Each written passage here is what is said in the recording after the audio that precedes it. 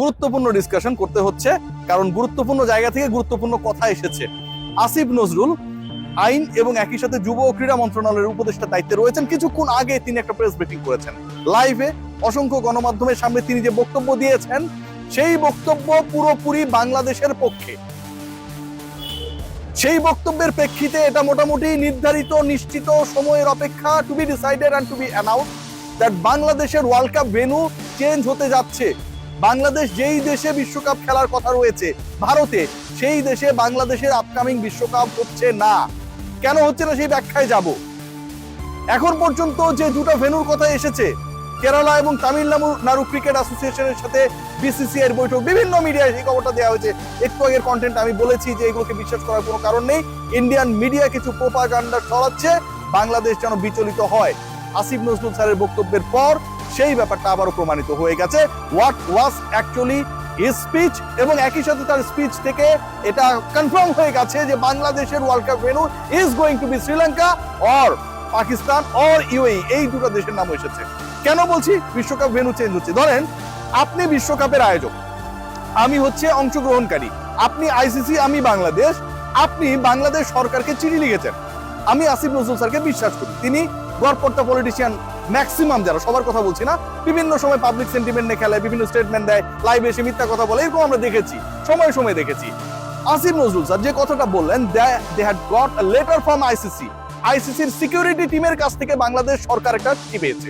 সেই চিঠিতে উল্লেখ করা হয়েছে কি, সেই চিঠিতে কি বলা হয়েছে? 3টা পয়েন্টের কথা বলা হয়েছে।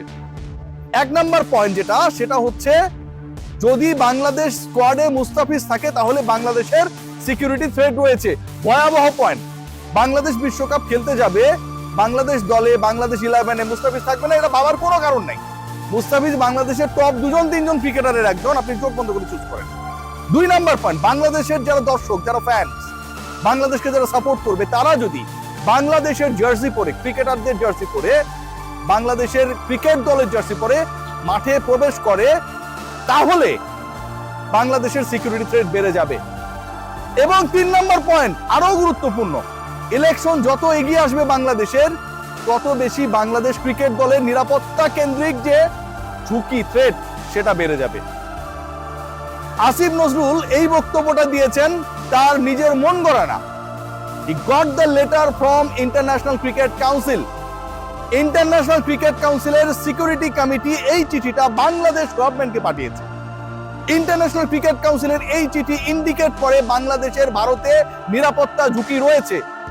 ইন্টারন্যাশনাল ক্রিকেট কাউন্সিলের এই চিঠি স্বীকার করে মেনে নেয় বাংলাদেশ দলকে কেন্দ্র করে যেই নিরাপত্তা সংশয় তৈরি হয়েছে সেটা অযৌক্তিক না। ইন্টারন্যাশনাল ক্রিকেট কাউন্সিলের এই চিঠি পরোক্ষভাবে ইন্ডিকেট করে বাংলাদেশের বিশ্বকাপ খেলতে হলে ভারতের বিকল্প অন্য কোনো ভেন্যুতে খেলাতে হবে, আদারওয়াইজ এই দলটা বিপদে পড়তে পারে। ইন্টারন্যাশনাল ক্রিকেট কাউন্সিল যখন এই ব্যাপারগুলোকে অ্যাড্রেস করে, স্বীকার করে, মেনে নেয়, এবং সেই বক্তব্যটা যখন বাংলাদেশ সরকারকে জানায়, নিজেদের মধ্যে রেখে দেয়নি, আইসিসি যখন বাংলাদেশ সরকারকে জানায়, ঠিক তখন এটা নিশ্চিত হয়ে যায় ICC itself not convinced to organize the matches of Bangladesh in the soil of India. 72 ঘন্টা ময়েশ্চার লক সমৃদ্ধ লিলি বডি ওয়াশ, শিয়া বাটারের গুডনেস স্কিন রিপেয়ার করে রাখে সফট ও গ্লোয়িং।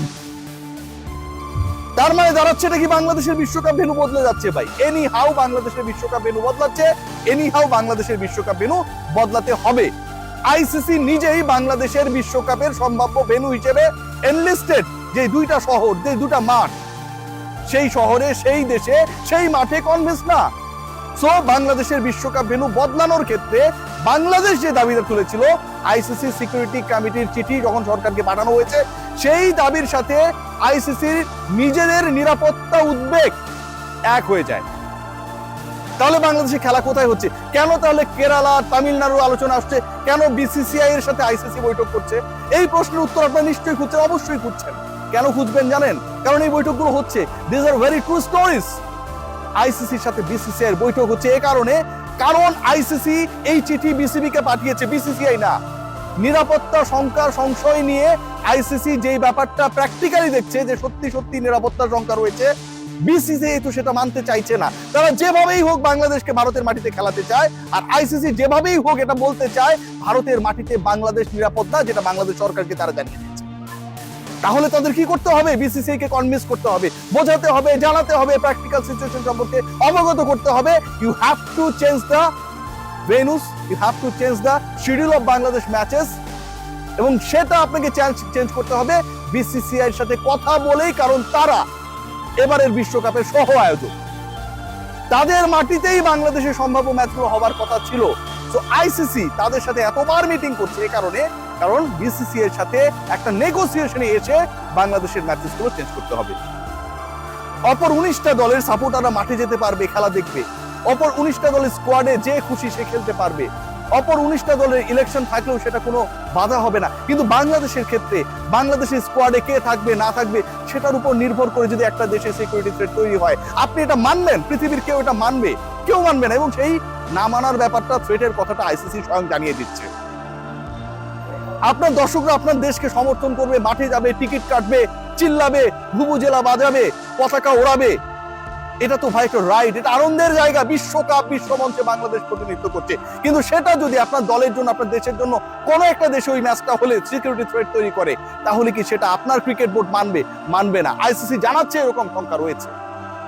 আইসিসি জানাচ্ছে এরকম শঙ্কা রয়েছে মানে আইসিসি এটাও জানাচ্ছে ওই দেশ বাংলাদেশের জন্য নিরাপদ না। সিম্পল। সো বাংলাদেশ কেন্দ্রিক যে ইস্যুটা তৈরি হয়েছে, আমার কাছে মনে হয় এটা অনেকটাই রিজলভ হয়ে গেছে, অনেকটাই হয়ে গেছে। যখন আসিফ নজরুলের আজকের এই বক্তব্য, আইসিসি স্ট্যান্স আমাদের কাছে পরিষ্কার হয়ে যায়। এই বক্তব্যের মাধ্যমে, এই বক্তব্য যখন এটা ক্লিয়ার করে যে শুধুমাত্র বাংলাদেশ গভর্নমেন্টের ভারতের সাথে সম্পর্ক খারাপ দেখে মুস্তাফিজকে বাদ দেওয়া হয়েছে দেখেই বাংলাদেশ ভারতে গিয়ে খেলতে যায় না, ব্যাপারটা এরকমটা না। সত্যি সত্যি নিরাপত্তা ঝুঁকি রয়েছে, এবং সেই নিরাপত্তা ঝুঁকির কথা যখন আইসিসি সিকিউরিটি কমিটি অ্যাড্রেস করে ফেলে, তখন বাংলাদেশের স্ট্যান্সটা আরো বেশি শক্তিশালী হয়ে যায়। এখন বাংলাদেশের স্ট্যান্স এই শক্তিশালী হবার পেছনে সবচেয়ে বড় ভূমিকা পালন করছে কি? প্রথমত আইসিসির এই চিঠি, এটা বাংলাদেশের ফেভারে, টোটালি ফেভারে। দ্বিতীয়ত পার্শ্ববর্তী দেশ হিসেবে, বোর্ড হিসেবে পিসিবির সমর্থন। অন্য দেশগুলো যারা আইসিসিতে প্রতিনিধিত্ব করে, আইসিসি তো হাওয়ায় হাওয়ায় চলে না। এখানে অস্ট্রেলিয়া রয়েছে, সাউথ আফ্রিকা রয়েছে, ইংল্যান্ড রয়েছে, নিউজিল্যান্ড রয়েছে, বড় বড় প্রতিনিধিত্ব রয়েছে যারাও নিরাপত্তার ব্যাপারে জিরো টলারেন্স। সেই দেশগুলোরও কিন্তু একটা বড় সমর্থন বাংলাদেশের ফেভারে রয়েছে। So overall long story short করলে এটাই বোঝা যায় যে বাংলাদেশের ওয়ার্ল্ড কাপ ভেন্যু চেঞ্জ হচ্ছে, এবং সেই ওয়ার্ল্ড কাপ ভেন্যু চেঞ্জ করার ক্ষেত্রে, চেঞ্জ হওয়ার পক্ষে সবচেয়ে বড় বাধা এই মুহূর্তে বিসিসিআই। এটা তাদের ইগোতে লেগেছে। মুস্তাফিজকে বাদ দেওয়ার কারণে, মুস্তাফিজকে ছেটে ফেলার কারণে, অপমান করার কারণে যে কনসিকুয়েন্সটা তৈরি হয়েছে, সেটাকে আইসিসি পর্যন্ত মেনে নিয়েছে। ভারতে বাংলাদেশ দল ঝুঁকিপূর্ণ, পুরো ব্ল্যান্ডারটা করেছে বিসিসিআই। এখন তারা যেভাবেই হোক বাংলাদেশকে খেলাতে চায়, আর আইসিসি যখন জানিয়ে দেয় বাংলাদেশে সত্যি সত্যি তাদের দেশে, ভারতে নিরাপত্তা ঝুঁকি রয়েছে, তখন বিসিসিআই এর স্ট্যান্সটা দুর্বল হয়ে যায়। সো বিসিসিআই কে কনভিন্স করেই বাংলাদেশের ম্যাচেসগুলো হবে। এবং আজকে আসিফ নজরুলের এই বক্তব্যের পরে একটা ব্যাপার ক্লিয়ার হয়ে গেছে। এর আগে যে আলোচনাটা ছিল 3-1, মানে হচ্ছে 3টা ম্যাচ হবে শ্রীলঙ্কার মাটিতে, একটা ম্যাচ হবে ভারতে, এই যে ডিসকাশন, এই যে আলোচনাটা ছিল, সেই আলোচনাটাও আজকের এই বক্তব্যের পর এক্সিস্ট করে না। বাংলাদেশ যেখানটা ইনসিকিউর, সেটা 3টা ম্যাচ 4টা ম্যাচ খেলুক, আর একটা ম্যাচ খেলুক, অর্ধেক ম্যাচ খেলুক, সেখানে যাক, ঘুরে আসুক, টুরিস্ট হয়ে যাক, সব ইস্যুতেই বাংলাদেশ, বাংলাদেশি সাপোর্টার, বাংলাদেশি ক্রিকেটাররা ইনসিকিউর। 2-1 দিনের মধ্যে সিদ্ধান্ত আসছে। ভারতীয় মিডিয়ার গুজবে কান দেবেন না। আইসিসি জানিয়ে দিয়েছে বাংলাদেশের জন্য ভারত নিরাপদ না, এবং বাংলাদেশ ক্রীড়া মন্ত্রণালয়ের দায়িত্বে যিনি রয়েছেন তিনিও জানিয়ে দিয়েছেন, he has got the letter from the security committee of ICC. সবাই ভালো থাকবেন।